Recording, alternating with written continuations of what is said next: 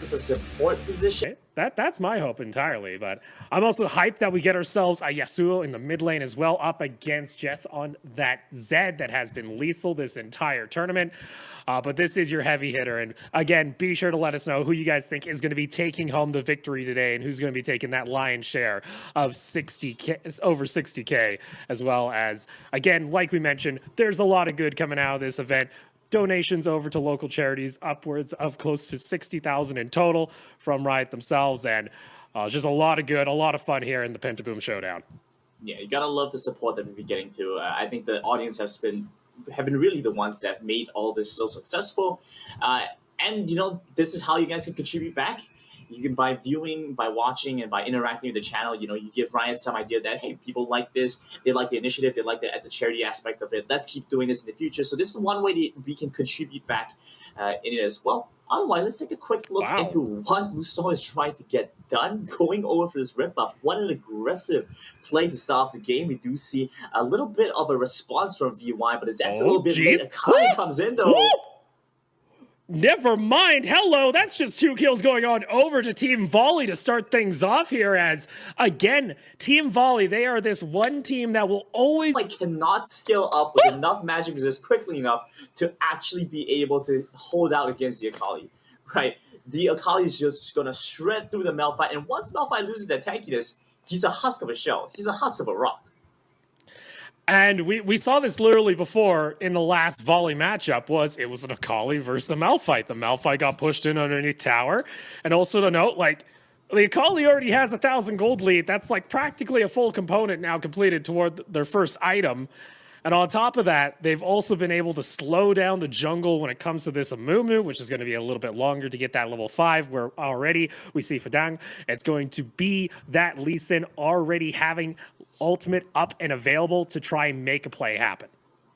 Exactly. Having the Dragon's Rage means that he's going to be able to start looking for a couple of plays down to the bot side where he has the strength in this 2v2. Vayne doesn't really need to get much of a lead in the early game.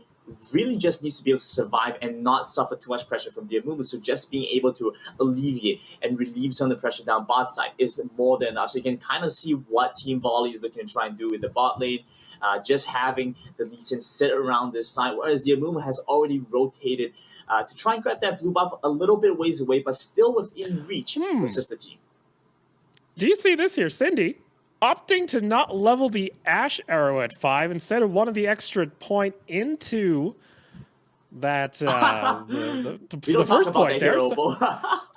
Interesting. There might be a play, you know, higher DPS on your first ability. Hey, I'm not judging. Maybe there's a play. And heck, if you're always just going to be standing underneath tower, which it seems like this duo have been playing relatively safe pretty much this entire tournament, I'm not shocked by it, but I'm a little bit disappointed. We're not. Oh my, there's your combo. The Lee Sin into the Yasuo ultimate. In comes the Zed, though. Jess wants to try and turn this one back around. Nami Bubble not going to connect, but still no blast cone being used here. And that Yasuo, one more auto attack flashes underneath tower, has the shield from the passive, able to get back to safety. Jess, though, able to dodge away from the tornado. Is that auto attack from the minion not going to be enough?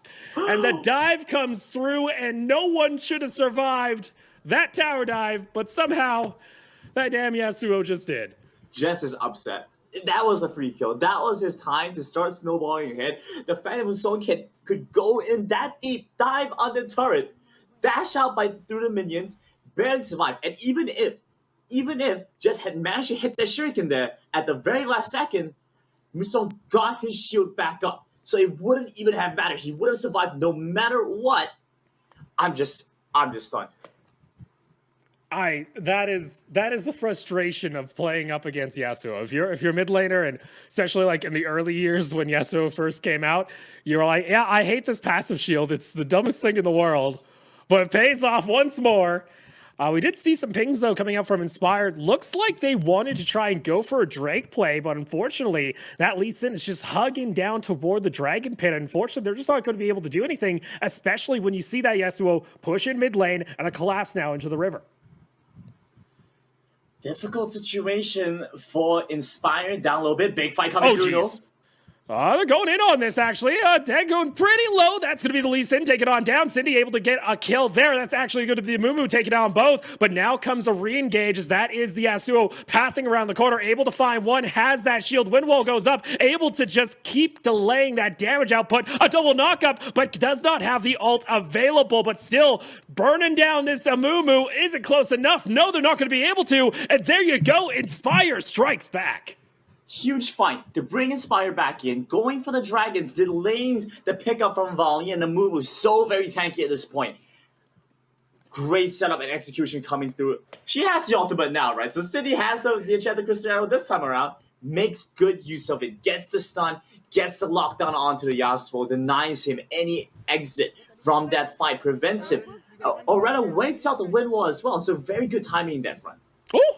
That's another pick-off here, and I'm liking it here coming out from Indonesia, as that is now another pick, and we're starting to see this happen quite often from Team Volley, as their jungle is starting to get punished every time they try and go for an invade onto one of these buffs, and I'm liking the kind of the reads that are coming out, and you know what, top lane, there hasn't been a large disparity when it comes to experience. There is just that gold advantage coming out from the kill early on. But right now, they're kind of holding the floodgates. We're not seeing anything burst out of control just yet. But that's what we wanted to see from Inspire. We wanted to see them slow down Team Volley so that they just didn't take over the game immediately. And they've been able to do that, successfully holding down Team Volley, preventing them from being able to get too far ahead. But currently still looks like Volley have control of the game. Like you mentioned, when they go into the jungle, they are starting to get punished a little bit, but it's still a one-for-one trade and denying the Amumu and holding him back, which could be actually on the benefit for Volley because they have an Akali, they have the Vayne and the Yasuo. They can just afford to wait out the game a little bit, hold on, and try to start scaling up for these big fights and Akali up in the top side. Oh, there we go, though. Engage comes out. There's the knockup, but this Akali still not seen because of the Shroud. In comes just trying to get the damage on down. It's not going to be enough, though, as that's a double kill going on over to the Yasuo. Good pickup coming in. Now Amumu joins into the fight. Lee Sin just going to lock him up. Tons of damage coming through. The Akali with one more hit finds the kill, and it's a 3-for-0. And looks like Volley going to be content with that pickup. Oh, that is unfortunate. I don't know if it's a caster curse, Brandon. We just talked about, hey, the game, pretty solid. They're holding the floodgates, and then boom, you just give a double kill over to this Yasuo. You also pick up the remainder that, again, that poor Mumu that's just walking by. First turret goes down, and just like that, pedal to the metal coming out from Volley as they try and just take over this game as well, securing the Drake. Well, we've seen this one before, playing around for the Dragon. Looks like the Vayne's going to get stunned up. Still has the QSS, gets away from that one. Rest of the team backs away, and just going to be content getting the Ocean Drake there. One thing to note there, beautiful wind wall coming out from the Yasuo, was able to lay that down as the Blitzcrank hook was up in the air. So a nice job there, preventing anyone from going down. And there you go. First Dragon's taken, first Tower's taken. You now just got yourself an extra 3 to 4 kills on top of that. Make it a solo kill in top lane. And it's starting to look like what happened during the semifinal here for Volley, where they were just able to start taking over the map and they're not slowing down. You can really start to tell the disparity between this game and so many of the other games that Inspire have had to play so far. Trying to go for a play here. They're able to actually pick up the one, but guess what? Shelly's able to get that charge. Now with no turret, the Yasuo can go for the knockup. In comes the ultimate as well. Jets going down low, but they're going to kind of chase down. Does they have flash? It is there. Does the tornado connect? Needs to get to it. Instead, opts for the flash dash. And there you are. Another Shelly charge going to come in as well onto the second tier tower. And Jez, unfortunately, they stick around here. They'll just get dove, and that's going to be the second tier tower taken. Meanwhile, DUI still able to keep the push going, so at least has that much, or rather keep the defense going. So at least prevents the economy from getting too much more done. Dragon is going to be spawning up pretty soon. Meanwhile, down the bot side. There you go. That's another double kill for this bot lane of Indonesia, and Cindy's starting to come online. Good damage overall from this Ashe, and that's going to be a big threat coming in from the side of Volley. They're going to have to start coming up with tools to be able to respond to this. I would imagine this Akali is a pretty big one. Comes into the bot side, looking for a couple of quick kills, and it's an easy double as they hand it over to the Lee Sin.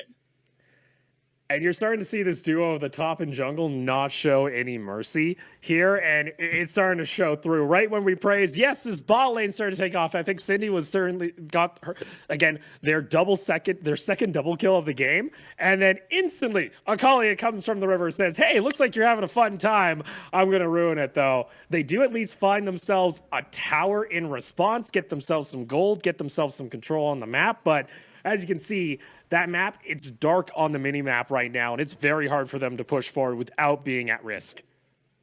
At least able to get the one. Meanwhile, it does seem like Volley is looking to try and trade on the other side if possible. The wave is starting to push in. However, I think it's going to be a little bit difficult. They haven't managed to accumulate too much of a wave. The push is going to be a bit difficult. So they're just going to try and rotate mid lane, apply pressure where they can, start dropping a couple of wards. You look at the map right now, it's still relatively dark. They don't have that much vision of where the enemy side could be. Dragon is going to be spawning out relatively soon as well, so that's an objective that they should start looking out for. Once they start picking up these dragons, then Baron becomes the next neutral objective to start really playing at. They get the wave shoved in.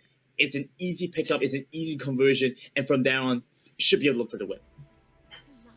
A little bit of a backtrack here, though, as you can see all the lanes kind of feeling a little bit uncertain, as that jungle is also going to be starting to be siphoned away here by Team Volley, and that's just one of those tactics that they use consistently. An easy rotation, dragon kick into, of course, that last breath, and there you go, easy combo coming out here from the Yasuo, as well as this Lee Sin. And one big thing is that bit of a catch onto this Malphite, looking like a kill, but doesn't seem to have enough damage. Ignite not gonna be enough, it looks like. Was close with his life, yeah, was close, but again, gotta highlight this because the knockups are not QSSable. You cannot get rid of knockups, so once the Lee Sin kicks you, it's a definite knockup and ultimate from the Yasuo if he's in range there. So unfortunate here for the side of Inspire, as once again they find themselves going down pretty hard here at the moment in this mid game. Teleport also going to be used here by just trying to look for a possible play, but the Akali already gets back to safety. Dragon is on the table if they wish to go for it. Lee Sin's already pathing on over, but it looks like we're going to have to wait this one out. Don't really want to risk going in on a fight against a Malphite, but guess what? Ward coverage up in the top side of the minimap revealed that Amumu was actually pathing over toward Raptors, so they actually know that the Amumu is not on the bot side of the map at the moment. Yeah, some distance away, so they could look to try and force it. Otherwise, I think they're just going to try and look for a bit of a catch and a bit of a fight onto the enemy side. This is a huge disparity, right? The amount of damage he's doing right now is so far away from how much he's usually doing. Oh boy, this bot lane getting a bit aggressive here.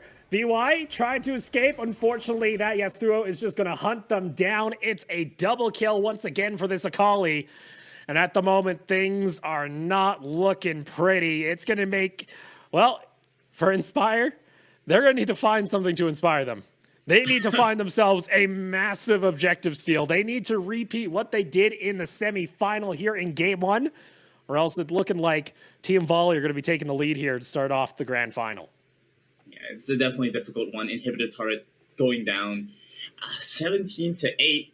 Big difference. Yasuo looking to get caught up. Good damage onto him, but he still has the Guardian's Angel to give him a little bit more safety. Jumping over into the back line. The colleague looks to get killed off. Goes into stasis, survives a little bit longer. How are they not dead? Double kill. The big execute. Are you serious? Jumps back in, looking for these kills. The Yasuo, tons of damage coming in. With come on! They killed him off. Where's the pentakill? That is beyond disgusting, and just like that, it looked like they had caught them out. Maybe a little aggressive here, trying to finish this one off, but in comes the minions to get rid of the debuff, but going down low, there's your final hit. They're just sacrificing themselves to the Nexus. But to start things off in Game 1, it's going to be Team Volley taking the lead in the grand finals 1-0. Honestly, a huge win for Volley to